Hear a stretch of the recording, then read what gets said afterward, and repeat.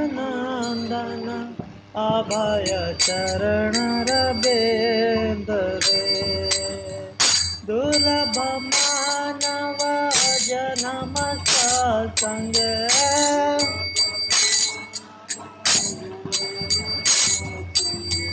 दुर्लभ मानव जन्म सत्संगे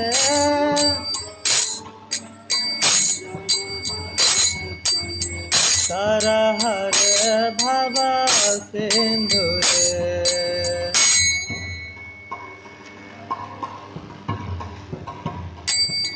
कर हरे भव सिंधुरे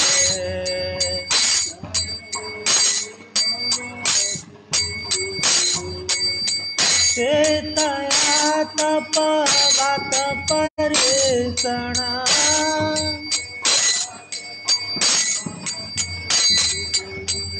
सीतया तप वात परिसणा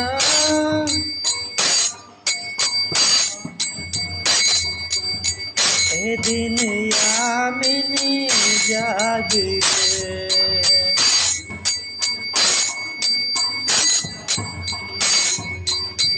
ए दिन यामिनी जागिरे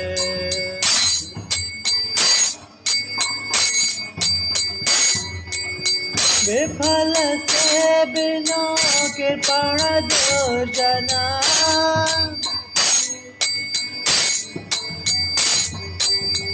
विफल से बिनो कृपण दुर्जना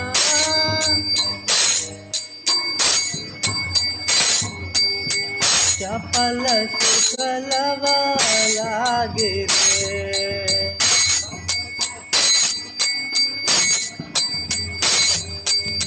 चपल सुखलव लागिरे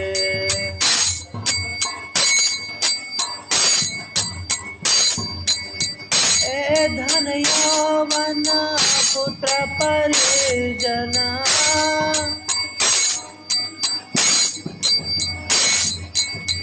ए धन यौवन पुत्र परिजना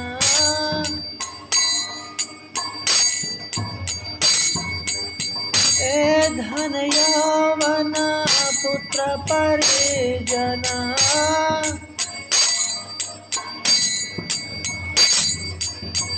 इथके आछे परचित रे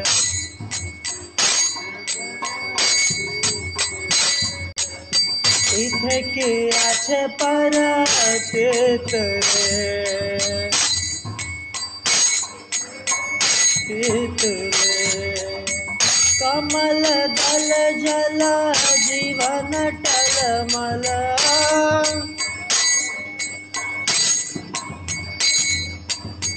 कमल दल जल जीवन टलमल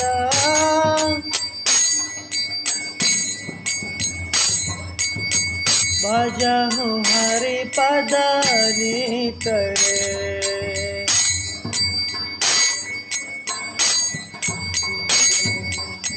भजहु हरि पद नित रे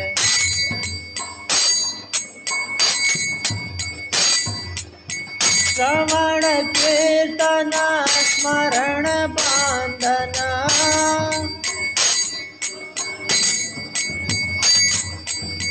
श्रवण कीर्तन स्मरण बांधना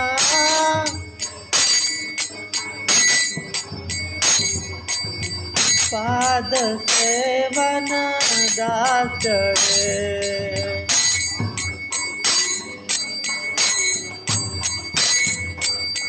पूजन सखी जन आत्मनिवेदन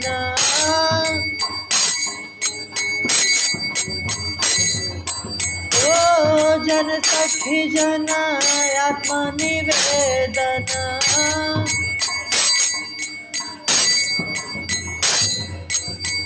गोविंद दासया बेलास रे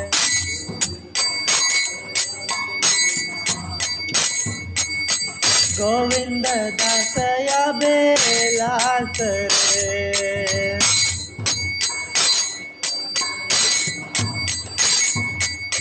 भजहु रे मना श्री नंदन नंदन अभय चरण रविंद्र।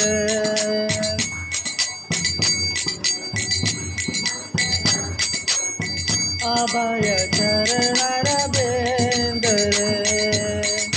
धन यौवन पुत्र परिजन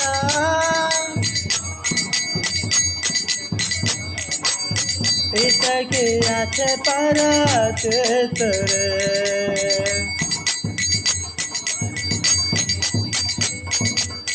कमल दल जल जीवन टलमल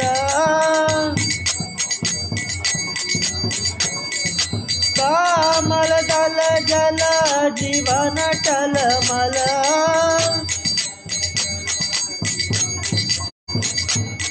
भजहु हरि पद नित रे।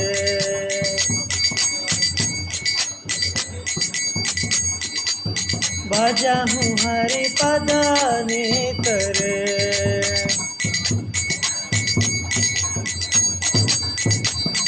श्रवण कीर्तन स्मरण बंदना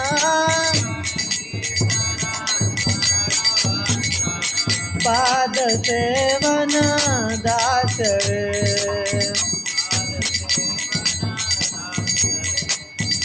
पूजन सखी जन आत्म निवेदन गोविंद दास अभिलाष रे।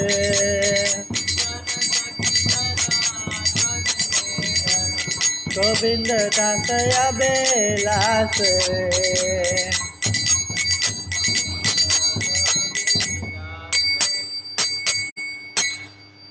हरे कृष्णा।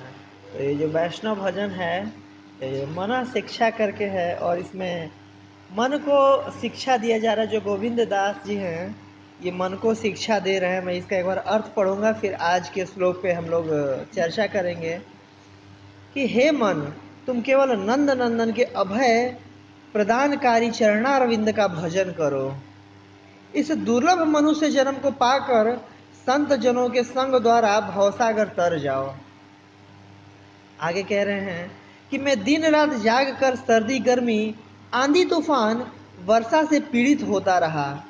क्षण भर के सुख के हेतु मैंने व्यर्थ ही दुष्ट तथा कृपण लोगों की सेवा की। आगे कह रहे हैं कि सारी संपत्ति यौवन पुत्र परिजनों में भी वास्तविक सुख का क्या भरोसा। यह जीवन कमल के पत्ते पर स्थित पानी के बूंद जैसा अस्थिर है। कह रहे हैं कि यह जीवन कमल के पत्ते पर स्थित पानी की बूंद जैसा अस्थिर है। अतः मुझे सदा भगवान हरि की सेवा व भजन करना चाहिए। गोविंद दास का यह चिर अभिलाषा है कि अब भक्ति की निम्नलिखित 9 विधियों में संलग्न हो। श्रवण कीर्तन स्मरण बंधन पाद सेवन दास्य साक्ष्य पूजन तथा आत्मनिवेदन। ये 9 विधियां हैं। तो इसमें मन को लगाने की आशा कर रहे हैं गोविंद दास जी और हमें भी ऐसा आशा करना चाहिए कि नौधा भक्ति के 9 प्रोसेस अपने मन को लगाएं और मन को हमें ये शिक्षा देना चाहिए। तो बहुत ही व्यवहारिक है ये एक तरह से। और आज सुबह जैसा प्रभु जी अनाउंसमेंट कर रहे थे कि किसी भक्त का अचानक से वो हो गया, एक्सीडेंट हो गया, तबीयत उनका वो हो गया। तो सही बात है, जीवन कमल के पत्ते पर स्थित बूंद के जैसा है, कभी भी कुछ हो सकता है। जैसे वो बूंद कभी भी फिसल सकती है वैसे जीवन कभी भी फिसल सकता है, अनिश्चित है। इसको नौधा भक्ति में लग करके मन को लगा करके और जीवन को सफल करने का प्रयास करना चाहिए। और आज का ये जो श्लोक है ये भी कुछ इसी शिक्षा पे आधारित है। अतएव हमने यह वैष्णव गीत लेना चाहे आज। तो हम ये वैष्णव आज ये चर्चा करते हैं श्रीमद् भागवतम का चतुर्थ स्कंद का 8वां अध्याय का 2वां श्लोक है आज। और श्लोक का नाम है ध्रुव महाराज का गृह त्याग तथा वनगमन। श्लोक का नाम नहीं है, ये अध्याय का नाम है। श्लोक अभी मैं उच्चारण करूँगा तो आप लोग मेरे पीछे उच्चारण कीजिएगा। मृषा अधर्मस्य भार्या सेत् दम्भं मायां च शत्रुहान् अमृतस्मिथुनं तत्तो निरहति जगृहे प्रजाः मृषा अधर्मस्य भार्यासेत् दम्भं मायां च शत्रुहान् असुतमिथुनं तत्तो निरतिः जगृहे प्रजाः मृषा अधर्मस्य भार्यासेत्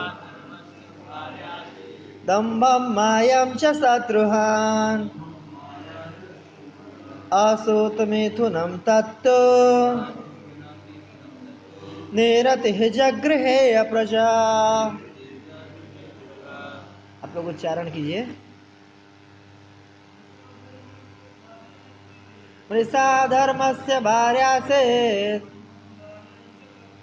दम्भं मायां च शत्रुहान् सुतमिथुनं तत्तो निरतिः जगृहे प्रजा। मृषा धर्मस्य भार्यासेत् दम्भं मायां च शत्रुहान् असुतमिथुनं तत्तो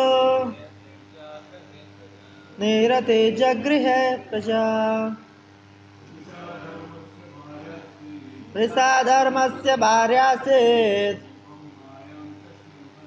दम्भं मायां च शत्रुहान् असुतमिथुनं तत्तो निरतिः जगृहे प्रजा। मृषा धर्मस्य भार्यासेत् मायां च शत्रुहान् असुतमिथुनं तत्तो निरतिः जगृहे माता जी। मृषा धर्मस्य भार्यासेत्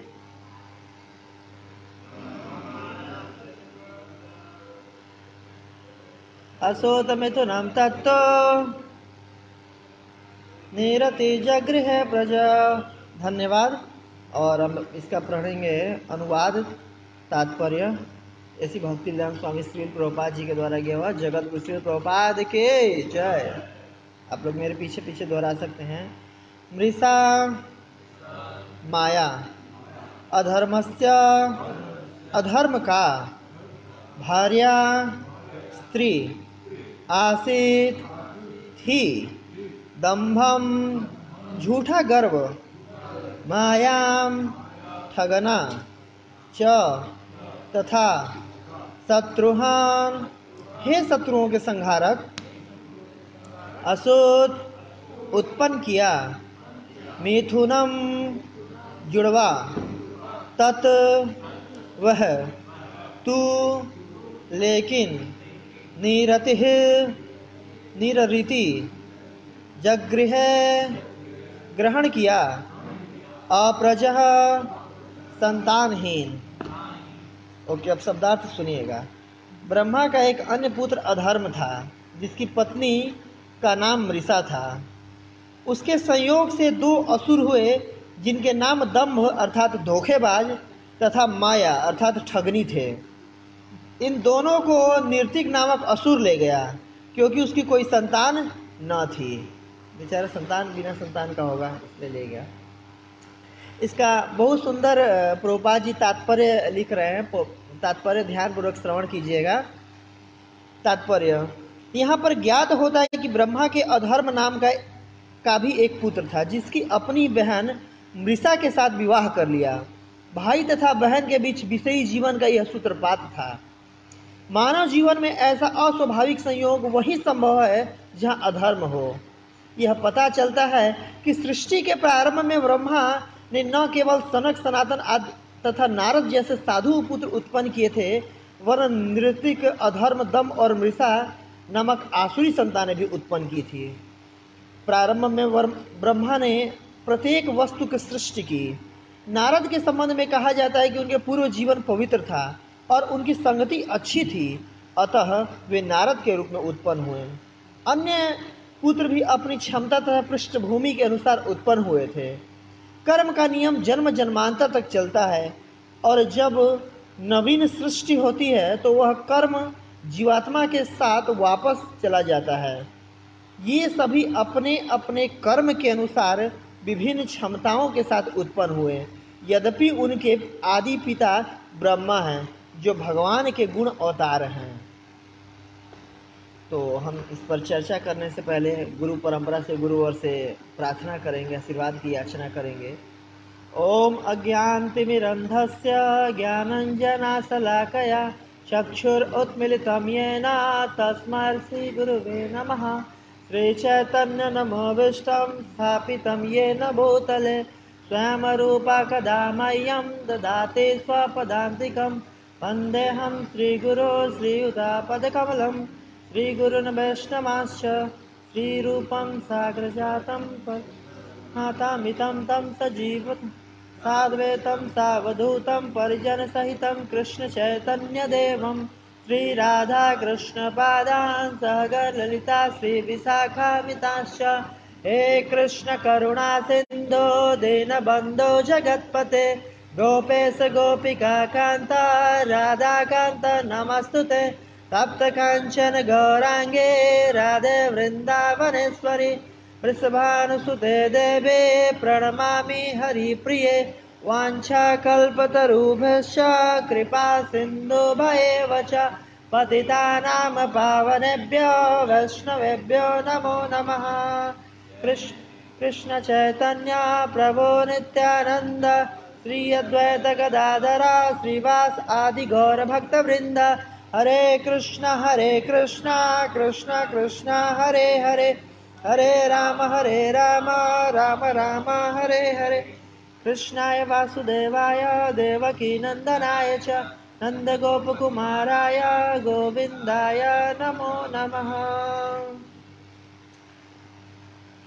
कृष्ण कृष्ण गोपाल गोपाल कृष्ण गोपाल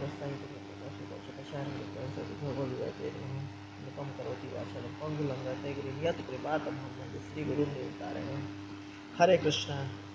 तो वक्तव्य को प्रारंभ करने से पहले जो भी यहाँ पर वरिष्ठ वैष्णव उपस्थित हैं, विशेष रूप से केशव राज जी, अमृत गौर जी और प्रभु के बाबा, जो भी वैष्णव भक्त उपस्थित हैं वरिष्ठ, उनसे याचना करूँगा कि आप हमें आशीर्वाद दें, ताकि जो भी हम प्रभुपाद के शिक्षाओं से या जो भी वरिष्ठों से श्रवण किए हैं उसको एज इट इज़, जैसे प्रभुपाद जी कहते हैं एक डाकिया का ये काम होता है कि जो भी खत उसको मिलता है, पत्र मिलता है, उसको एज इट इज़ प्रस्तुत करे।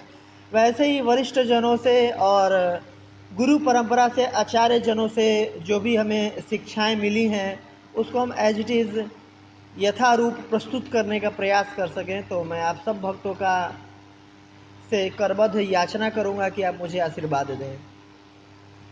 और जब ये श्लोक पढ़ा तो ये अजीब सा मतलब श्लोक था, इसमें कुछ समझ में नहीं आ रहा था कि क्या बोला जा सकता है।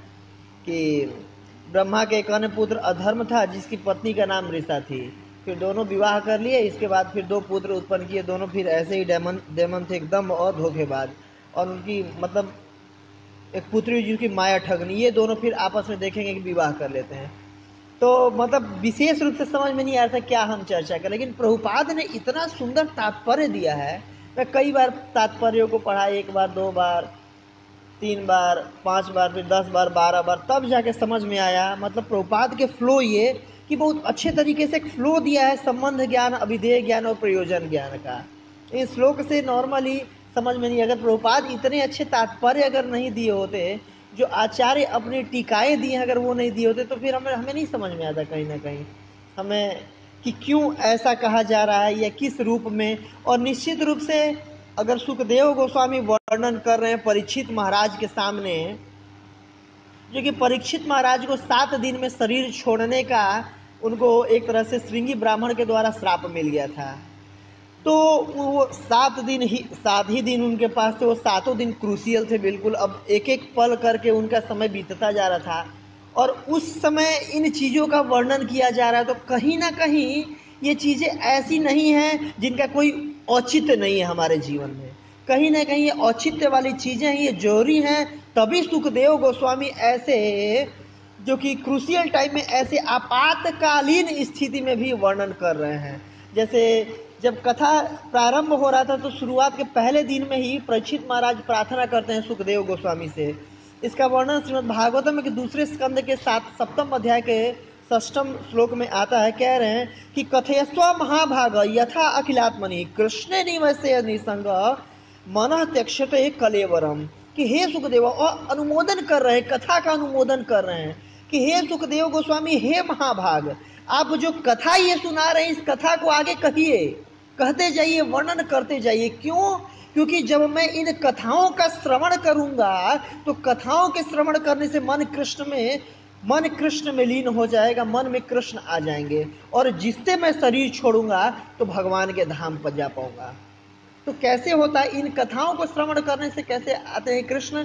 तो आगे कह रहे हैं अगले श्लोक में कि श्रवणतः श्रद्धया नित्यम, श्रवणतः श्रद्धया नित्यम गृहतश्च स्वचेष्टितम कालेन न अति दीर्घेन, कालेन न अति दीर्घेन भगवान विशते हृदय, कि जो भी अगर श्रीमद् भागवतम का अगर हम श्रवण करते हैं तो बहुत ज्यादा समय नहीं लगेगा। कह रहे कि कालेन न अति दीर्घेन, बहुत ज्यादा समय नहीं लगेगा भगवान विशते हृदय, कि स्वयं भगवान जो हृदय में आकर के प्रविष्ट होंगे और विराज होंगे, और भगवान के विराज होने से भगवान का चेतना हमारे हृदय में आएगा, और उस चेतना से हम शरीर छोड़ेंगे तो फिर क्या होगा? भगवत धाम की प्राप्ति होगी, या फिर कृष्ण में चेतना लगे। तो कैसे भगवान हृदय में कैसे विराजित होंगे? तो फिर उसका अगला श्लोक में उसको वर्णन कर रहे हैं सुखदेव गोस्वामी।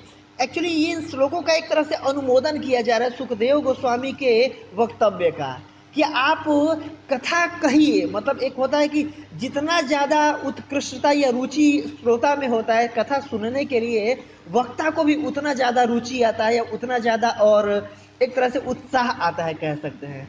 तो इसका अनुमोदन करें। अगले श्लोक में कह रहे हैं कि प्रविष्ट कर्ण रंध्रेन स्वनाम भव सरोरुहम धुनोति समलम कृष्ण सलिलस्य यथासर, कि जो भगवान है, जो कि श्रीमद् भागवतम के रूप में भगवान का ये वांग्मय अवतार है। वांग्मय अवतार के का अभिप्राय है कि शाब्दिक अवतार है। अगर जैसे कि ये पंच तत्व का शरीर बना हुआ है, तो वैसे अगर इसको एक शब्द के रूप में, तो भगवान जो श्रीमद् भागवतम है भगवान का शब्द अवतार है। और ये जब प्रविष्ट कर्ण रंध्र है ना, कानों के रंध्र, कानों के जो बिल है, इसके माध्यम से जब हृदय में भगवान प्रविष्ट करते हैं तो उसी तरह हृदय को निर्मल कर देते हैं। जैसे वर्षा ऋतु में आप देखेंगे जो जल का जैसे सरोवर वगैरह रहते हैं या नदी वगैरह, तो वर्षा ऋतु में मतलब स्वतः निर्मल हो जाते हैं, स्वच्छ हो जाते हैं। वैसे भगवान के प्रविष्ट होने से कान के माध्यम से, कथा के माध्यम से हृदय हमारा निर्मल हो जाता है। अतएव प्रतिदिन जैसे कहते हैं नष्ट प्रायसु अभद्रसु नित्यम भागवत सेवया, इसलिए नित्य रूप से हमें श्रीमद् भागवतम का श्रवण करना चाहिए। और प्रभुपाद जी का देन है, प्रभुपाद जी के विशेष रूप से कृपा है हम सब भक्तों पर कि नियमित रूप से हमें श्रीमद् भागवतम का श्रवण करने का मौका मिलता है, अपने कानों के रंध्र के माध्यम से कृष्ण को प्रवेश कराने का मौका मिलता है हमें। तो हम विशेष रूप से प्रभुपाद के प्रति ऋणी हैं, कृतज्ञ हैं कि प्रभुपाद ऐसे मौका दे रहे हैं भक्तों को। और प्रभुपाद चाहते थे कि पूरी विश्व में ही अगर सारे भक्तों को ऐसा मौका दिया जाए ताकि सबको मौका मिले और सब कृष्ण की तरफ आकर्षित होकर के जन्म मृत्यु रूपी इस चक्र से निकल सके। तो आज का जो श्लोक था इसमें प्रभुपाद जी ने जो परपट दिया है वो बेसिकली 2-3 बातों पर निर्भर कर रहा है, 2-3 बातों के इर्द गिर्द घूम रहा है, उसको हम चर्चा करने का प्रयास करेंगे। पहला तो लॉ ऑफ कर्मा बता रहे हैं प्रभुपाद, कि जो प्रभुपाद जी कह रहे हैं कि कर्म का नियम जन्म जन्मांतर तक चलता है, और जब जमीन सृष्टि होती है तो वही कर्म जीवात्माओं के साथ वापस आता है। कि जो कर्म का जो लॉ ऑफ कर्मा है इसको बता रहे हैं। आगे जो बता रहे हैं सृजन के बारे में बता रहे हैं कि कैसे प्रकृति का सृजन होता है। और तीसरा लाइफ ऑफ नारद मुनि, नारद मुनि के जीवन के चरित्र चित्रण कर रहे हैं अपने तात्पर्यों के माध्यम से। प्रभुपाद जी बता रहे हैं कि नारद के संबंध में कहा जाता है कि उनके पूर्व जीवन पवित्र था और उनकी संगति अच्छी थी, अतः वे नारद के रूप में उत्पन्न हुए। तो जो हमारा वक्तव्य होगा वो भी इन 3 बातों के इर्द गिर्द ही रहेगा और इससे बहुत अच्छे तरीके से प्रभुपाद ने संबंध ज्ञान, अभिधेय ज्ञान और प्रयोजन ज्ञान को मतलब स्थापित किया है। तो जैसा कि इस श्लोक से ये स्पष्ट हो जाता है, जगन्नाथ बलदेव सुभद्रा महारानी की जय, गौर निताय भगवान लक्ष्मी नरसिंह देव भगवान की जय, जगत गुरु श्रील प्रभुपाद की जय। कि जैसे कई लोग कहते हैं कि जो ये जन्म मिला है ये आखिरी जन्म है, ये आखिरी जन्म है, इससे पहले भी नहीं था और इसके बाद में भी कोई नहीं होगा, तो जो करना है इसी में करना है, अच्छे से करना है। और कई धार्मिक ऐसे तथाकथित धर्म हैं जो कि इस बातों पर वो करते हैं, अमल करते हैं और इस बातों पर अपना संप्रदाय को चलाते हैं। कई धार्मिक ऐसे संप्रदाय हैं कि यही आखिरी समय और मृत्यु के बाद फिर कयामत का वो आएगा, उसके बाद फिर निर्णय लिया जाएगा। जैसे कई ये एक तरह से नास्तिकतावाद भी हो गया, पूर्ण रूप से नहीं लेकिन मतलब आंशिक रूप से नास्तिकतावाद भी हो गया। जैसे चणवक मुनि ऐसे ही एक महान मुनि हुए थे जिनका वक्तव्य था, जिनका मान्यता थी, ऋणम कृत्वा घृतम पिबेत जावत जित्वा सुखम जीवत भस्मीभूतस्य देहस्य कुतः पुनरागमन भवेत्। कि क्या कह रहे हैं कि ऋणम कृत्वा घृतम पिबेत, कि ऋण ले लो और घी पियो, जावत जित्वा सुखम जियो, तो जब तक जियो बिल्कुल ऐस मौज से ठाट से जियो, जावत जित्वा सुखम जियो भस्मीभूतस्य देहस्य, कि क्या होना है भाई, इस देह का तो भस्म में मिल जाना है और कुतः पुनरागमन भवेत्, अगला जन्म तो होना नहीं है, तो क्या करना है, जब तक जियो घी पियो। बट एक तरह से कह सकते हैं ये सच्चाई नहीं है, कहीं ना कहीं सच्चाई नहीं है। ये इस श्लोक के माध्यम से ये दर्शाया जा रहा है। कैसे?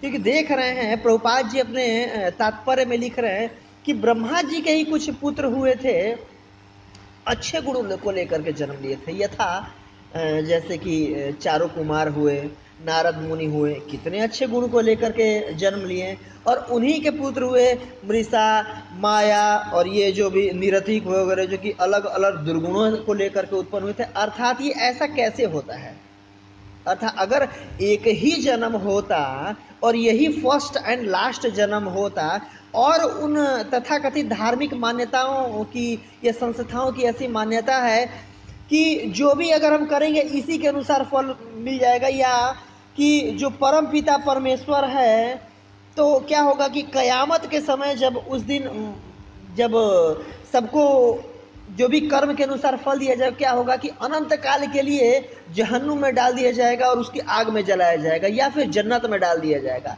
तो मतलब अगर कोई भी गलती कार्य कर दिए, सपोज हमारे पिताजी हैं या हम किसी के पिताजी हैं, और कोई मान लीजिए मैं कोई गलत कार्य कर दिया, और गलत कार्य का मैं ऐसा, अगर कोई पिता ऐसा क्या फल दे सकता है, तुम जन्म जन्मांतर के लिए अनंत काल के लिए नरक की आग में जलते रहो, नरक की आग में जलते रहो, आपको ज्वाला में जलाया जाए क्या? तो अगर ऐसा कोई अगर कर रहा है तो किस प्रकार का वो पिता प्रेमी पिता हुआ? अगर पिता है, पिता बहुत प्रेम करता है, हम सबका परम पिता है, तो कैसा पिता हुआ कि मतलब नरक की आग में सदा के लिए जलने के लिए डाल सकता है, या किसी को सदा के लिए स्वर्ग में? तो कहीं ना कहीं इन बातों का स्पष्ट उत्तर हमें नहीं मिलता है। और क्योंकि हम देखते हैं कि एक ही शहर में, एक ही दिन, एक ही घर में भी कई बार ऐसे पुत्र या संतान उत्पन्न होते हैं, जीव उत्पन्न होते हैं जो कि अलग अलग स्वभाव वाले होते हैं, अलग अलग स्वभाव वाले होते हैं। एक का कुछ स्वभाव है, एक का कुछ स्वभाव, भले एक ही पिता के 2 संतान है। ऐसा क्यों? क्योंकि वो अपने प्रभुपाद जैसे तात्पर्य में लिख रहे विगत कर्मफलों के अनुसार अपनी चेतना को लेकर के आते हैं और जन्म लेते हैं। और कि जैसे कि कई धर्मों में ये सामाजिक ऐसी मान्यता है कि जिस परिवार में हमारा जन्म हुआ वही हमारा जैसे वर्ण होगा, लेकिन भगवान भगवत गीता में कह रहे हैं चतुर्वर्ण मया सृष्टम गुण कर्मा विभागः। ये गुणों और कर्मों के विभाग के आधार पे होता है, न कि जन्म के आधार पर। जैसे कि तथाकथित आज के समय में एक हिंदू धर्म की ये मान्यता कि अगर कोई ब्राह्मण के घर में अगर उत्पन्न हुआ तो वो बच्चा ब्राह्मण होगा, कोई अगर क्षत्रिय के घर में जन्म लिया तो वो क्षत्रिय होगा, भले उसका गुण और कर्म अगर शूद्र के समान भी हो। तो ये भगवान इसकी खंडन करते हैं कि गुण और कर्म के, हाँ नॉर्मली ऐसा होता है, स्वाभाविक रूप से होता था कि अगर कोई ब्राह्मण के रूप में अगर जन्म लिया तो थोड़े बहुत उसमें ब्राह्मण के गुण निश्चित रूप से पाए जाते थे, लेकिन ऐसा जरूरी नहीं है। हम देखते हैं बहुत सारे देखते हैं, जैसे ऋषभ देव के 100 पुत्र थे, उसमें कई जैसे उनके पुत्र थे भरत महाराज जो कि क्षत्रिय हुए, किंग हुए, और 9 योगेंद्र, जो कि 9 योगेंद्र श्रीमद् भागवतम के 10वें स्कंद में जो शिक्षा दे रहे हैं निमि महाराज को, 9 योगेंद्र भी उन्हीं के पुत्र हैं जो कि स्वभाव से ब्राह्मण हुए। तो एक क्षत्रिय के मतलब ब्राह्मण भी जो कि पुत्र उत्पन्न होते थे और क्षत्रिय भी पुत्र उत्पन्न होते थे। और हम आगे देखते हैं कि महाराज गाधी के पुत्र थे विश्वामित्र, जो कि एक ब्राह्मण हुए, और महाराज गाधी कौन थे? क्षत्रिय थे। या और हम देखते हैं कि जमदग्नि ऋषि के जो पुत्र थे परशुराम जी, जो कि क्षत्रिय स्वभाव के थे, जबकि उनके पिताजी ब्राह्मण स्वभाव के थे, ब्राह्मण थे। और हम देखते हैं कि जो नंद महाराज हैं और कौन है, वसुदेव जी हैं, इन दोनों के पिताजी एक थे, लेकिन एक वैश्य स्वभाव के थे, एक वैश्य उत्पन्न हुए और एक क्षत्रिय हुए। तो इस तरीके से देखा जाता है। क्यों ऐसा होता है? क्योंकि पिछले जन्मों के कर्म के अनुसार हमारा वो होता है, उसको लेकर के हम जन्म लेते हैं। और हम जैसे कि तथाकथित ऐसी भ्रांतियां हैं कि आखिरी जन्म होता है और इसके बाद सब कुछ खत्म हो जाएगा, और कई नास्तिक प्रवृत्ति के लोग ऐसा मानते हैं, लेकिन शास्त्र इसका खंडन करता है, शास्त्र इसको नहीं मानता है। और इसका प्रमाण मिलता है श्रीमद् भागवतम के 3 स्कंद के 31वें अध्याय के पहले श्लोक में, कर्मणा देव नेत्रेण जंतु देह उपपते प्रविष्ट स्त्रिय मुद्रम पुंसो रेतः कणाश्रय। क्या कह रहे हैं कि कर्मणा देव नेत्रेण, कर्मणा देव नेत्रेण, देवताओं के या भगवान के निरीक्षण में, जंतु देह उपपते, जंतु जो भी जीवात्मा होता है, प्रविष्ट स्त्रिय मुद्रम, अलग अलग स्त्रियों के उदर में प्रविष्ट होने का मौका मिलता है, पुंसो रेतः कणाश्रय, पुरुष का मेरे का वो लेकर के, आश्रय लेकर के। तो अपने अपने कर्मों के अनुसार, विगत कर्मों के अनुसार, प्रभुपाद जी यहाँ पर तात्पर्य में जो लिख रहे हैं कि जो जो जो कर्मों का वो है साइकिल, ये जन्म जन्मांतर तक चलती है, जन्म जन्मांतर तक चलती है। जैसा कि और एक कथा में सुनते हैं, महाभारत में ऐसा कथा आता है कि जो धृतराष्ट्र थे उनके 100 पुत्र मारे जाते हैं, तो पूछते हैं कि मेरे सारे पुत्र ऐसे मारे गए। तो एक कथा में आता है क्योंकि वो भी एक चिड़िया के ऐसे 100 अंडों को एक साथ वो मार दिए थे। तो पहले सुकृति उनकी इतनी नहीं थी, तो सुकृति इकट्ठे करने में 50 जन्म लगी। इसके बाद 50 जन्म बाद उनके ऐसे 100 पुत्र हुए और फिर सबको उनके आंखों के सामने मारा गया और वो देखते रहे। तो ये जन्म कार्मिक जो रिएक्शन है, ये जन्म जन्मांतर तक चलता रहता है। ऐसा नहीं कि ये जो इसी जन्म में जो किए इसी जन्म में उसका फल मिलेगा। तभी तो ऐसा हो रहा है कि जो ब्रह्मा जी हैं जो कि विसर्ग कर रहे हैं, सर्ग जो प्रथम जो क्रिएशन होता है भगवान करते हैं, जो द्वितीय क्रिएशन होता है वो विसर्ग कहा जाता है, ब्रह्मा जी कर रहे हैं। तो अलग अलग स्वभाव के पुत्र उत्पन्न हो रहे हैं, क्यों? अपने कर्म अनुसार। तो आगे हम इसमें चर्चा करेंगे कि ऐसा क्यों होता है, सृजन मतलब कैसे होता है। तो जब सृष्टि का सृजन होता है, अलग विसर्ग मतलब पहले सर्ग की बात नहीं कर रहे हैं, विसर्ग की बात कर रहे हैं। अलग अलग अपने स्वभाव को लेकर जन्म लेते हैं जीवात्मा, और इसके बाद सबको मौका दिया जाता है। इस भौतिक सृष्टि का क्यों सृजन किया जाता है? इसका एकमात्र उद्देश्य होता है कि जीवात्माओं को पुनः मौका दिया जाए, जीवात्माओं को, हमारे जैसे जीवात्माओं को मौका दिया जाए कि वो भक्तिप्रद कार्य करके और इस जन्म मृत्यु के चक्कर से छूट पाए। जैसे कि आज के हम वैष्णव गीत में गा रहे थे, इस नौधा भक्ति का श्रवण कीर्तन, विष्णु स्मरणम, पाद सयनम, अर्चनम, वंदनम, दास्यम, साख्यमात्र निवेदनम, इन पद्धतियों का पालन करके और जन्म मृत्यु से निकल पाए। एकमात्र सृष्टि का उद्देश्य होता है, एकमात्र ये उद्देश्य होता है। तो ये सृष्टि किया जाता है और अलग अलग हम अपना कार्य करते हैं, आगे बढ़ते हैं, जन्म जन्मांतर तक आगे बीतता जाता है, बीतता जाता है, बीतता जाता है। इसके बाद जब प्रलय का समय आता है, तो जैसे कि इसमें भागवतम के 5वें स्कंद में ऐसा वर्णन है कि जब संकर्षण जो भगवान के ही इनकारनेशन है, देखते हैं कि इतने सृष्टि किया, बार बार जीवात्माओं को मौका दिया जा रहा है, बार बार ब्रह्मा जी जग रहे हैं, ब्रह्मा जी का दिन आ रहा है, दोबारा सृष्टि किया जा रहा है, दोबारा हमें मौका दिया जा रहा है। ब्रह्मा जी का अलग अलग मनु आ रहे हैं, अलग अलग युग आ रहे हैं, फिर से ब्रह्मा जी सो जा रहे हैं। ब्रह्मा जी सो जा रहे हैं तो पुनः हम गर्भोदक साई विष्णु के गर्भ में चले जा रहे हैं, सुप्त अवस्था में सो जा रहे हैं, दोबारा ब्रह्मा जी जग रहे हैं, दोबारा सृष्टि हो रहा है। ये चलता आ रहा है, चलता आ रहा है, चलता आ रहा है। और पता नहीं हम तब से यहाँ पर अटके हुए, पता नहीं कितने ब्रह्मा को सुला दिए, जगा दिए, और अभी हम यहाँ से निकलने का नाम नहीं ले रहे हैं। तो इसके बाद ये इससे ना क्रोधित हो जाते हैं कौन?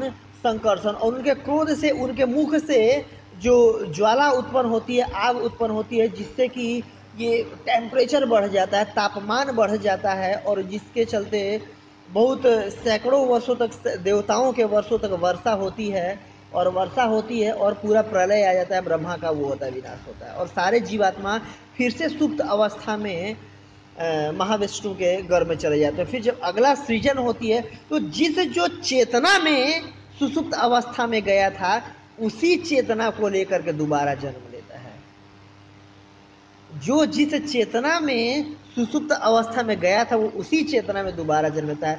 तभी ब्रह्मा जी के उससे देख रहे हैं शरीर से ये माया या मृषा, ये मृत्यु, ये सब जन्म ले रहे हैं, क्योंकि इनकी विगत जन्म में कर्मों के अनुसार वैसी चेतना थी, तब ये इस जन्म में, क्योंकि ब्रह्मा जी में तो ऐसा कोई दोष नहीं है। अब उन्हीं से पहले नारद मुनि उत्पन्न हुए, उन्हीं से पहले ये चतुष्क कुमार उत्पन्न हुए, उनके बाद फिर ऐसे ही उत्पन्न है। क्यों? क्योंकि इन जीवात्माओं का विगत कर्म ऐसा था, और जिसके चलते ऐसा स्वभाव को लेकर के, ऐसा प्रकृति को लेकर के वो जन्म लिए। ये बार बार फिर सृजन होता है, बार बार सुसुप्त अवस्था में जाते हैं, बार बार ब्रह्मा जी के रात्रि भर सुसुप्त अवस्था में रहते हैं, या कई बार ब्रह्मा जी के जीवन काल तक सुसुप्त अवस्था में। जैसे कि ये कैसा है, जब महाविष्णु श्वास लिए पूरा ब्रह्मांड अंदर, दोबारा श्वास छोड़े, दोबारा हमें मौका मिले, अलग अलग योनि में जन्म लिए, अलग अलग रूप में जन्म लिए, कि कार्य करें, और कार्य करके क्या करें, इस जन्म मृत्यु के चक्कर से बाहर निकल से। एकमात्र ये इस सृष्टि को करने का एकमात्र यही उद्देश्य होता है कि हम इससे बाहर निकल पाए। अतएव और अलग अलग अलग अलग अलग अलग योनियों में अपने कर्मानुसार घूमते रहते हैं। एक मैं कथा सुन रहा था, उसमें रुक्मणी कृष्ण जी एक बार बता रहे थे कि एक बार की बात है, भगवान बैठे हुए थे बैकुंठ लोक में, और ये पुराणों में वर्णन आता है। तो एक बार भगवान अपने बैकुंठ लोक में बैठे हुए थे और गंभीर अवस्था में कुछ चिंतन कर रहे थे, और अचानक से मुस्कुराने लगे। तो बगल में उनकी भार्या भी बैठी हुई थी, गृह मंत्रालय, लक्ष्मी जी बैठी हुई थी। तो लक्ष्मी जी भगवान की मुख को देख करके उनको विचंबित हुआ कि अभी बहुत गंभीर अवस्था में बैठे हुए थे और अचानक से मुस्कुराने क्यों लगे। तो वो भगवान से पूछी कि भगवान ऐसा क्या बात है, या ऐसा क्या विचार आपके मन में चल रहा है कि अचानक से आप मुस्कुराने लगे, मतलब मुझे भी बताइए। तो भगवान कहें कि देवी उस एक नाली के कीड़े को देख रही हो। तो बोलती कौन सा कीड़ा? तो दिखाते हैं वो कि भौतिक जगत में एक नाली में एक कीड़ा था, और एक कीड़ी के पीछे बहुत ऐसे ऐसे करके भाग रहा था, जैसे कि पूरा मतलब कितना खुश होके भाग रहा हो, यो अब तो मैं नाली में रह रहा हूँ, कई सारी कीड़ियों के साथ रह रहा हूँ, और बहुत खुश होकर के उस कीड़ी के पीछे भाग रहा था, बिल्कुल बहुत उत्साहपूर्वक भाग रहा था, बिल्कुल नाचते हुए भाग रहा था। तो लक्ष्मी देवी बोली कि हाँ देख रही हूँ मैं। तो बोले कि तुम्हें पता है कि जो कीड़ा है नाली का ना, ये इससे पहले 71 बार इंद्र के पोस्ट पे रह चुका है, ये इंद्र के पद पे रह चुका है, और इंद्र के पद पर रह करके इतने उत्कृष्ट पद पर अलग अलग मतलब भोग भोगे होंगे, कर्म किए होंगे, इसके बाद फिर ये ऐसी इसकी गति हुई कि अपने कर्म फल के अनुसार इसको इस नाली के उसमें कीड़े के रूप में भी जन्म मिला है। और यहाँ भी देखो ये कितना बिल्कुल नाचता हुआ गाता हुआ बिल्कुल एक कीड़ी के पीछे भाग रहा है कि वो कितना इसको सुख मिल रहा हो 71 बार इंद्र रहने के बाद। तो यही सोच करके मैं हंस दिया, मतलब भगवान उनको बता रहे हैं लक्ष्मी माता को। वैसे ही हम ये एक तरह से हम लोगों की भी ऐसी ही गति है कि पता नहीं कितने बार इंद्र हुए, चंद्र हुए, वरुण हुए, पता नहीं कितनी बार मतलब किस किस योनिया में गए, गाय भैंस की योनि में गए, अलग अलग योनि में गए, और फिर मनुष्य की इस दुर्लभ योनि में भी प्राप्त होकर के भी कि मतलब निकलने का मन नहीं करता है, जहाँ पर हो जाते हैं वहीं सेट हो जाने का मन करता है। और भी एक कथा आती है ब्रह्मा जी का, जैसे इंद्र को श्राप दे देते हैं कि मतलब सूकर के योनि में उनको जाना पड़े, और उस सूकर की योनि में आकर के बिल्कुल सेट हो जाते हैं कि मतलब उनको जाने की इच्छा नहीं हो रही होती। ब्रह्मा जी तो देखते हैं कि अरे सृष्टि का अच्छे से वो संरचना नहीं हो रहा है, संचालन नहीं हो रहा है, इंद्र कहाँ गया। तो पता चला कि इंद्र को तो श्राप मिल गया सूकर की योनि में जाने का, सुअर की योनि में आने का। तो बोलते हैं जल्दी जल्दी जाओ, उनको लाओ लाओ। तो देवता लोग आते हैं और उससे बोलते हैं सुअर से कि अरे आप तो इंद्र हैं, आप कहाँ इस सुअर की योनि में फंसे, यहाँ पर मल खा रहे हैं और मतलब तथाकथित तो अपना परिवार वृद्धि कर रहे हैं, आप इंद्र हैं, आप चलिए। तो इंद्र बोलते हैं ओ भाग जाओ यहाँ से चुपचाप, देखो कितनी अच्छी मेरी इतनी पत्नियां हैं, इतने सारे मेरे पुत्र हैं, और कितने अच्छे नाली में मैं रह रहा हूँ, अपने शरीर को पूरा घसीटता रहता हूँ, मल खाता हूँ। मतलब सोचिए, उनको बताया जा रहा था कि आप इंद्र हो, फिर भी इतना ज़्यादा वो सुअर की योनि में भी सेट थे। वैसे हम जीव भी हैं कि जिस भी योनि में हमें मौका मिले रहने का, बिल्कुल सेट हो जाते हैं उसी में, निकलने का मन नहीं करता है, निकलने का मन नहीं करता है। आप किसी भी उसमें देखिए, जैसे आजकल बरसात का चल रहा है, तो जो छिपकली किसी कीड़े को पकड़ लेते हो, कीड़ा भी सोचता है बच जाऊं, वो भी मरना नहीं चाहता है, हालांकि कीड़े की योनि में एक तरह से हम देखें तो कितनी निकृष्ट योनि में, फिर भी निकलने का मन नहीं करता है। अतएव जो मनुष्य का हमें योनि मिली है ना, तो संबंध ज्ञान हमारा क्लियर होना चाहिए कि कौन है हम, भगवान के अंश हैं। ममे वांसो जीव लोग जीव भूत सनातना, भगवान कह रहे हैं भगवत गीता में, और जीवर स्वरूप है कृष्ण नित्य दास। ये हमारा संबंध ज्ञान है, क्लियर होना चाहिए। और इसके बाद गंभीरता से इसमें से निकलने का हमें प्रयास करना चाहिए कि कैसे क्या करके हम निकल सके। और जो भी भक्त भक्ति में अगर गंभीर हैं, भवसागर से निकलना चाह रहे हैं, उनके लिए विशेष एक परामर्श है चैतन्य महाप्रभु का। किनके लिए? जो गंभीर हैं जन्म मृत्यु से निकलने के लिए, सबके लिए नहीं है। जो चाहते हैं कि इसी जन्म में मैं निकल जाऊं और दोबारा जन्म मृत्यु में नहीं जाएं। आप सब में से कौन भक्त ऐसा चाहते हैं कि इसी जन्म में हम जन्म मृत्यु से निकल जाए, दोबारा नहीं आए? यस, तो आप सब भक्तों के लिए ये एक तरह से चैतन्य महाप्रभु बता रहे हैं। और ये श्रीमद चैतन्य चरितामृत में मध्य लीला में आता है, रूप गोस्वामी को और सार्वभौम भट्टाचार्य को यही शिक्षा दे रहे हैं चैतन्य महाप्रभु। निष्किंचनस्य भगवन् भजनोन्मुखस्य पारंपरो जिगमिष भवसागरस्य संदर्शनं विषयिनाम अथ योषितां च हा हंत हंत विष भक्षणात् प्रिय साधु।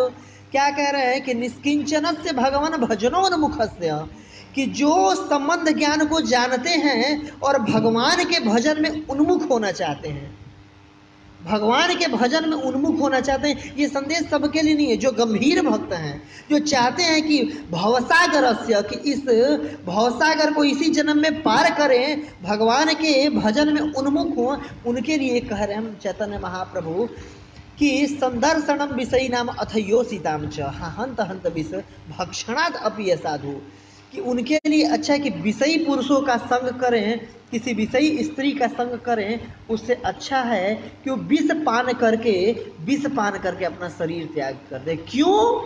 क्योंकि अगर विष पान करके शरीर त्यागेंगे तो एक शरीर विनष्ट होगा, लेकिन अगर किसी भी हम असाधु का अथवा स्त्री संगी का संग करेंगे, नॉर्मली स्त्री संगी का संग करेंगे तो क्या बोलेगा, अलग अलग प्लान बनाएगा कि कैसे स्त्री का संग किया जाए, या स्त्री संग क्या होता है, स्त्री संग में क्या आनंद आता है, या स्त्री संग की ही बातें करेगा नॉर्मली। तो उससे हमारा चित्त में भी स्त्री संग की बातें आ जाएंगी और उससे हमारा चित्त दूषित हो जाएगा, और चित्त के दूषित होने से बार बार जन्म लेना पड़ेगा और बार बार मरना पड़ेगा।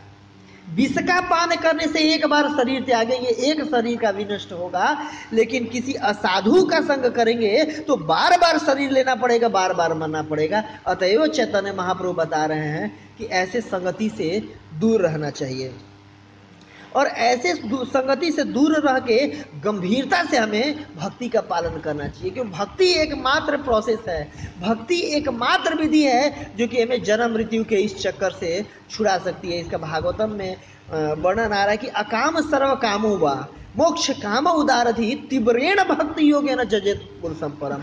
हम कह सकते हैं कि ठीक है भक्ति तो करें, लेकिन अभी हमारे मन में बहुत सारी कामनाएं हैं, बहुत सारी इच्छाएं हैं, मतलब जॉब पाने की इच्छा, पैसे कमाने की इच्छा, विवाह करने की इच्छा, पुत्र प्राप्ति की इच्छा, पुत्र को की नौकरी लगाने की इच्छा, पुत्र को व्यवसाय कराने की इच्छा, उसका विवाह कराने की इच्छा, या बड़ा घर लेने का इच्छा, बड़ी गाड़ी लेने का इच्छा, यश प्राप्त करने की इच्छा, किसी पद को प्राप्त करने की इच्छा। तो भागवतम में कह रहे हैं कि कुछ भी हो, कुछ भी हो, अकाम, चाहे किसी की इच्छा कुछ भी ना हो, मतलब कि नहीं नहीं जी मैं बिल्कुल विरक्त हो गया, अब मेरे को कुछ भी नहीं चाहिए।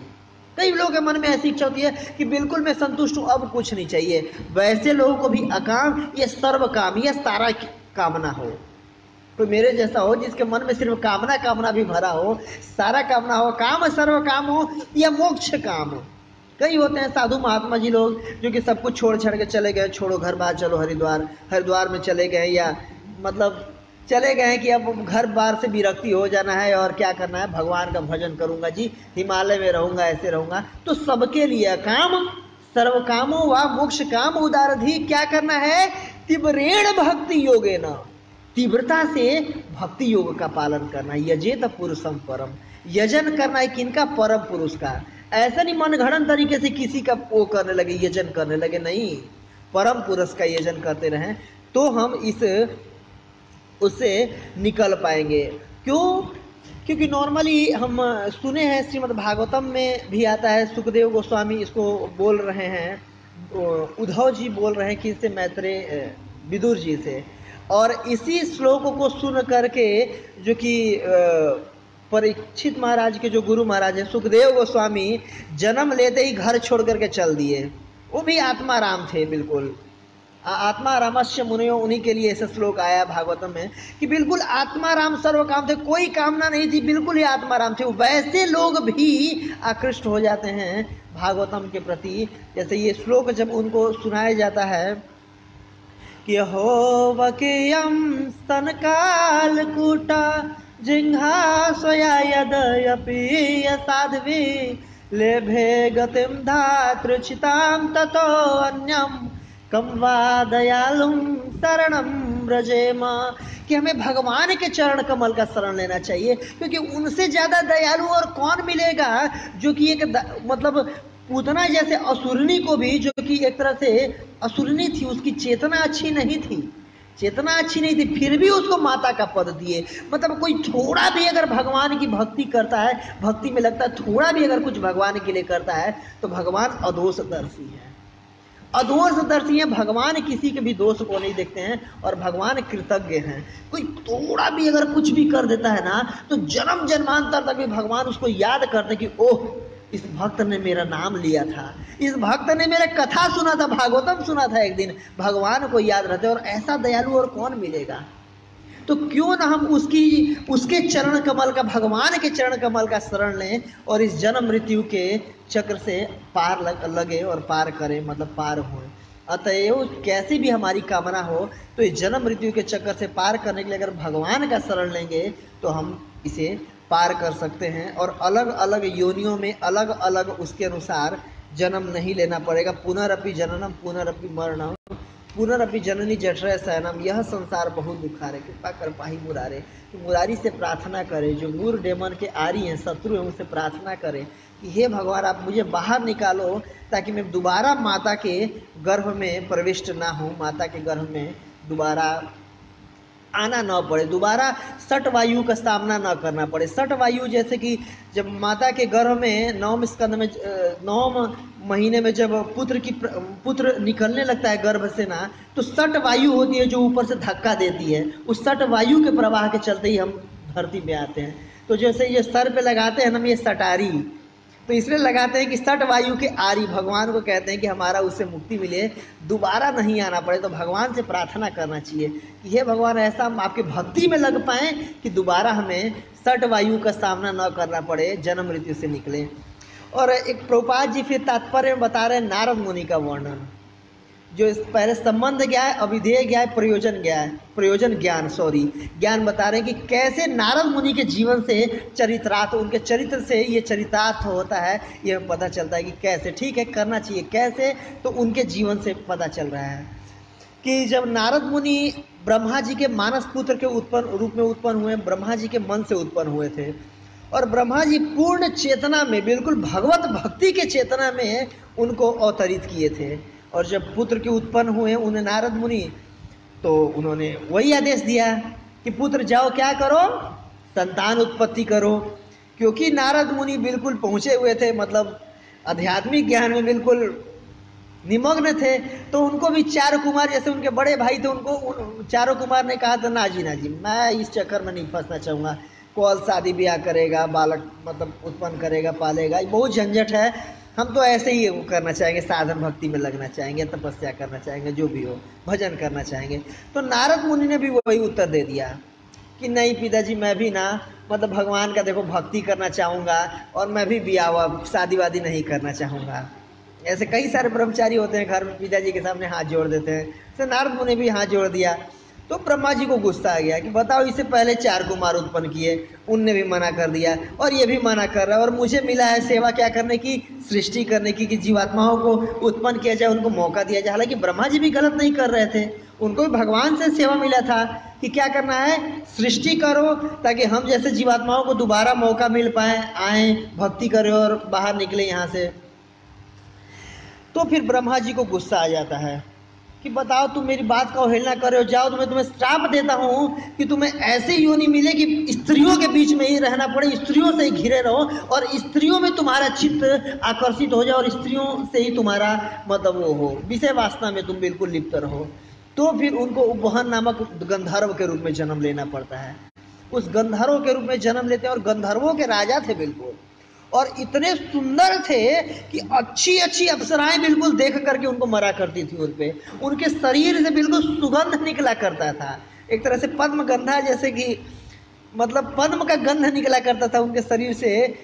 और बिल्कुल इतने सुंदर थे कि जहां जाते थे वहीं पर बिल्कुल अप्सराओं का लाइन लग जाता था, और इनका भी चित्त नित्य रूप से अप्सराओं में ही लिप्त रहता था, बिल्कुल उनको देखते थे उनके लिए, और बहुत अच्छा गाना भी गाया करते थे। गंधर्व थे, नॉर्मली गंधर्वों में ऐसा होता है, एक वृत्ति पाई जाती है। हम देखते हैं चतुर्थ स्कंद में जब पृथु महाराज गाय का दोहन कर रहे थे, तो गंधर्वों ने गायन और वाद्यन का वो दुहा था, उसमें हम देखते हैं चित्ररथ में। तो क्योंकि अब बहुत अच्छा अब गाना भी गाते थे और स्त्रियों से आसक्त भी थे, ये श्राप के कारण एक्चुअली हुआ था। तो फिर एक बार इनको ब्रह्मा जी में के दरबार में सभा लगा, सारे ऋषि महर्षि जितने भी देवर्षि और राजर्षि ब्रह्मर्षि सब लोग आए हुए थे, बड़े बड़े ऊंचे हुए संत महात्मा लोग, और वहाँ पर सत्संग चल रहा था, और इनको भगवान के बारे में गाने का मौका मिल गया क्योंकि अच्छा गायक थे। तो अब इनकी चित्त क्या था, अप्सराओं में भाई लिप्त था। तो बिल्कुल जैसे प्रभुपाद जी भागवत में लिख रहे हैं कि फिल्मी सॉन्ग, सिनेमा का गाना, ऐसे मतलब स्त्री पुरुष के उसका गाना गाने लगे, फिल्मी गाना गाने लगे।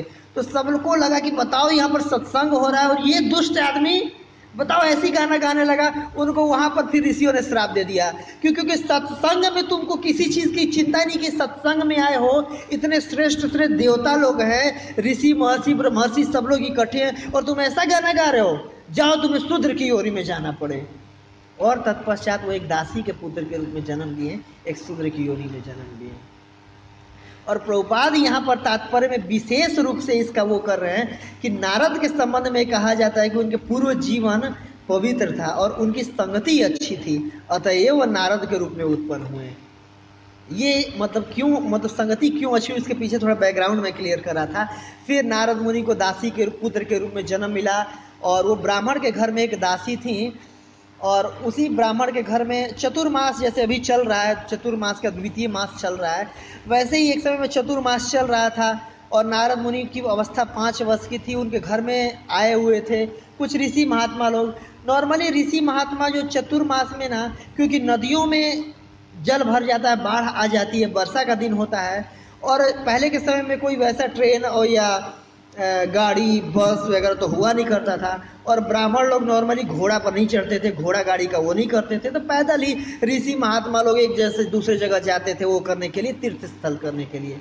तो ऐसे तीर्थस्थान पर निकले हुए थे ब्राह्मण लोग, ऋषि महात्मा लोग, और इन ब्राह्मण के भी घर में ठहरे थे। तो इनकी माता जो थी दासी थी, वो सेवा करती थी उन ब्राह्मणों का, और ये भी दासी के पुत्र थे, अपनी माता का कुछ सहयोग कर देते थे। जैसे अब बर्तन उधर मांज देते होंगे, भाई प्लेट लाओ, प्लेट ला देते होंगे, सब्जी तोड़ के लाओ, ला देते होंगे, ऐसी कुछ सेवा करते थे उन महात्माओं से। और वो महात्मा लोग ना आपस में क्या किया करते थे, भगवत चर्चा किया करते थे और ये सुना करते थे। जैसे भागवतम के सप्तम स्कंद में बता रहे हैं युधिष्ठिर महाराज को कि मैं कैसे उपहरण के रूप में, गंधर्व के रूप में, मेरा पिछला जन्म गंधर्व के रूप में था। और प्रथम स्कंद में व्यासदेव को बता रहे हैं कि कैसे मैं एक दासी के पुत्र में जन्म। तो नारद मुनि कह रहे हैं कि मैं साधारण बालक की जैसा नहीं था कि दिन भर खेल कूद में मेरा मन लगता रहा, ऐसा मैं नहीं था। चंचल चित्त वाला बालक नहीं था, मैं स्थिर चित्त वाला था। और स्थिर चित्त होने के चलते वो जो कथा वार्ता आपस में किया करते थे उसको श्रवण किया करते थे ये। और एक बार की बात है, उनकी आज्ञा से, प्रभुपाद लिख रहे हैं कि उनकी आज्ञा से उन्होंने उनका उच्चिष्ट ग्रहण कर लिया। और उच्चिष्ट ग्रहण करने से, जैसे कहते हैं 3 महाबल, भक्त मुक्त अवशेष और भक्त पद धूलि, भक्त का जो प्रसाद होता है, ये 3 महाबल होता है, भक्त पद जल। तो 3 महाबल तो ऐसे उनकी भक्त भुक्त अवशेष ग्रहण कर लिया, उससे भक्ति में और भी प्रगति कर गए। तो विशेष रूप से प्रभुपाद जी जो वर्णन कर रहे हैं उनकी संगति अच्छी थी। भागवतम के 3रे स्कंद के 25वें अध्याय के 20वें श्लोक में वर्णन किया गया है ना कि प्रसंगम अजरम पासम आत्मानः कवयो विदु सएव साधु कृतो मोक्ष द्वारम अपावृतम। क्या कह रहे हैं कि प्रसंगम अजरम पासम, यहाँ प्रकृष्ट रूपेण संगम, कि बहुत अच्छे से उन्होंने संग किया था उन महात्माओं का चतुर्मास के समय। प्रसंगम अजरम पासम, इससे क्या होता है, अजर पास कट जाता। अजर पास, ये जन्म मृत्यु का जो पास को ना अजर पास कहते हैं। प्रसंगम अजरम पासम आत्मानः कवयो विदु, आत्मा जो कवि है इसको जानते हैं। और अगर साधुओं में अगर ऐसी ही अगर वो उत्कंठा लग जाए, साधुओं के साथ अगर संग हो जाए तो वो जन्म मृत्यु से हम कैसे निकल जाते हैं। आत्माना का सैव साधु कृतो मोक्ष द्वारम अपावृतम, की मुक्ति का द्वार खुल जाता है। तो उन साधुओं के संग में इन्होंने क्या किया, जो नारद मुनि थे उनसे श्रवण किए। श्रीमद् भागवतम के 3रे स्कंद के 25वें अध्याय के 25वें श्लोक में वर्णन है, सताम प्रसंगा मम वीर्य संविदो भवन्त हितकर्ण रसायना कथा तज्जोषणादादपवर्ग वर्तमनि श्रद्धा रतिम भक्ति अनुक्रमिष्यति। तो इनके नारद मुनि के भी अंदर यही हुआ।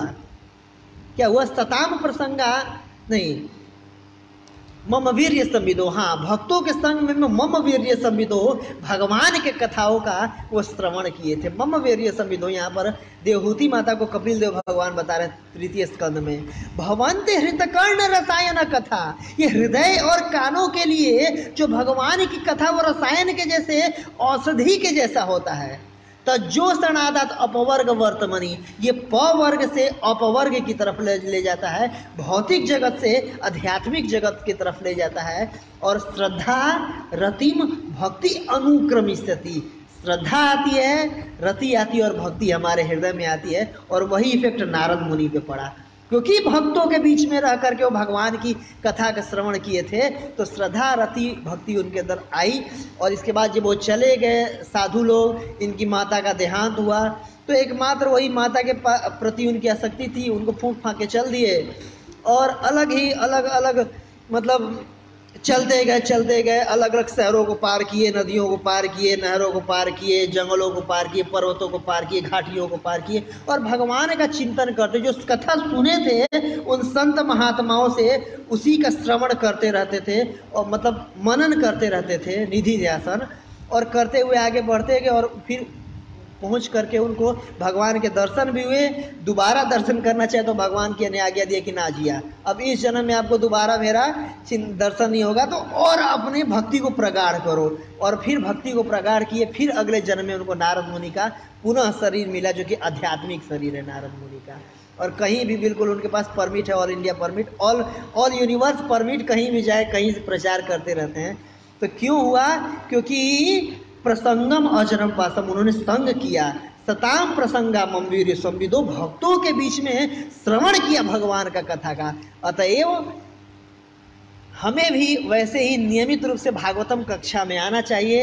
मतलब ये समय निकाल करके, कई लोग कहते हैं समय नहीं है ना, तो समय निकाल करके, यही है जो कि श्रद्धा रति भक्ति, इसी के चलते हमारे हृदय में उत्पन्न होगा और जन्म मृत्यु से हम निकल पाएंगे।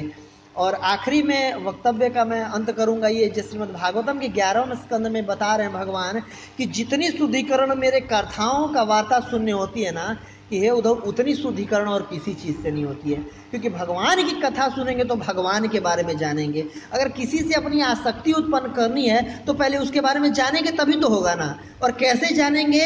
इन भागवतम कथाओं के माध्यम से जानेंगे, प्रभुपाद जी के तात्पर्यों को पढ़ करके जानेंगे, इस भागवतम का पठन पाठन करके जानेंगे। तो अतएव नियमित रूप से हमें आना चाहिए भागवतम में, नियमित रूप से भागवतम का श्रवण करना चाहिए, उस पर मनन करना चाहिए और लोगों को सुनाना चाहिए, ताकि हमारा भी जीवन सफल हो पाए और लोगों के भी जीवन को सफल करने में हम मदद कर पाए। और अगर भागवतम सुनेंगे तो इस जन्म मृत्यु के चक्कर से हम निकल पाएंगे। और जैसे ब्रह्मा जी का अलग अलग ऐसे पुत्र उत्पन्न हो पा रहे हैं, सृष्टि करना पड़ रहा है बार बार ब्रह्मा जी को, तो कुछ उनका कार्य हल्का होगा। अगर मतलब निकल पाएंगे, तुम्हारा जन्म नहीं लेना पड़ेगा, तो मतलब कुछ उनका टेंशन हल्का होगा श्रवण करने से। बहुत बहुत धन्यवाद आप लोगों का, आप लोगों ने श्रवण किया। और कुछ भी अगर गलती हो गई होगी तो क्षमा कीजिएगा। जगत गुरु श्रील प्रभुपाद की जय, ग्रंथराज श्रीमद् भागवतम की जय। ठीक है, पूछ लीजिए।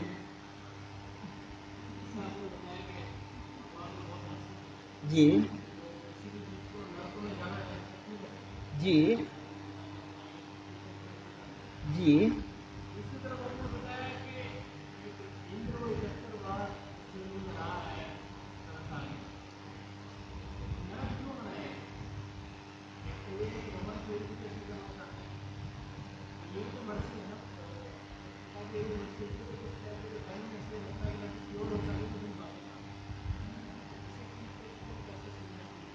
बहुत अच्छा प्रश्न है, बहुत। और अब मैं प्रभु जी के प्रश्न को रिपीट करना चाहूँगा। प्रभु जी ने प्रश्न किया कि जैसा आपने कहा कि 71 बार इंद्र हैं तो वो नरक में चले गए, तो भगवान नरक में क्यों बनाए, क्यों नरक में क्यों डालते हैं? एक उत्तर हुआ कि सृष्टि का मतलब शुद्धिकरण करने के लिए डालते हैं। तो हम इसको कैसे समझे, ही प्रश्न है ना आपका। तो प्रभु जी आपने ध्यान से अगर श्रवण किया होगा तो मैंने बताया कि मतलब कि अनंत काल के लिए ना, उनका ये कहना है कई धर्मों का कि सदा के लिए जहन्नुम में डाल दिया जाता है, नरक की आग में जलने का वो मौका मिल जाता है। जैसे कि मैं मतलब जब मैं कॉलेज में था तो मैं क्रिश्चियन कॉलेज में पढ़ता था, तो वहाँ पर बाइबल का पढ़ना होता था। तो मेरी आवाज़ थोड़ी ज़ोर से मैं बोलता हूँ तो तेज़ थी, तो मुझे प्रार्थना पढ़ने का मौका मिलता था। तो बाइबल में से मेरे को वो मिल जाता था पढ़ने के लिए। तो कई बार मैंने पढ़ा कि जहन्नुम की आग में सदा के लिए वो करना पड़ेगा, जलना पड़ेगा। लेकिन क्योंकि बचपन से हम जैसे गरुड़ पुराण वगैरह में खूब सुना हुआ था और थोड़ा बहुत ये कथाएं भागवत वगैरह, तो इसमें मेरे को विश्वास नहीं होता था। तो मैं ये बोला कि कई तथाकथित धर्म संप्रदाय ऐसा मानते हैं कि अनंत काल के लिए उनको नरक में जाना पड़ेगा, जो गलत है। कुछ समय के लिए भेजते हैं शुद्धिकरण के लिए, बिल्कुल आप सही बोले, यही उसका होता है कि हमारा शुद्धिकरण हो और शुद्धिकरण करके फिर से हम दोबारा मौका मिले कि हम वापस आ सके मतलब। और एक ये भी रीज़न होता है कि अगर मान लीजिए किसी को मनुष्य के जन्म में हम हैं और मान लीजिए कई इस जन्म में हम प्रधानमंत्री हैं, मान लीजिए बहुत बड़े प्रधानमंत्री हैं, जवाहरलाल नेहरू हैं, और मान लीजिए कि अब एक उदाहरण दे रहा हूँ, मेरा कार्य अच्छा नहीं रहा, बहुत बड़े पोस्ट पे हूँ मैं, अगर कार्य अच्छा नहीं रहा, कुत्ते के जन्म मेरे को अगला जन्म जाना पड़े, तो डायरेक्ट अगर कुत्ते की योनि में डाल दिया जाए कि रोड पे तुम रहो जी, रोड पे तुम खाना खाओ, रोड पे सो, तो भाई अच्छा नहीं लगेगा ना। वो आसक्त उस अवस्था से आसक्त हमारी जीवात्मा नहीं, मतलब हमारे चित्त पे वैसा प्रभाव नहीं है ना कि हम रोड पे सोएं। तो नरक में डाल के उनको ट्रेनिंग दिया जाता है।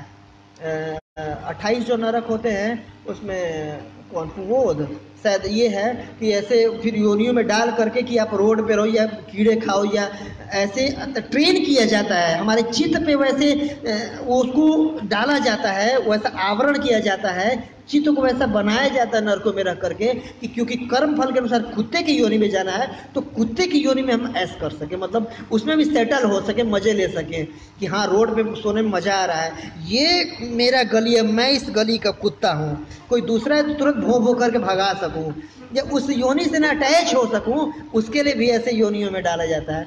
तो मैं ये कहा था कि अनंत काल तक के लिए नरक में डालना ये फिलॉसफी नहीं है, ये गलत है। ठीक है, बहुत बहुत धन्यवाद आप लोग का। जगत गुरु श्रील प्रभुपाद की जय। धन्यवाद।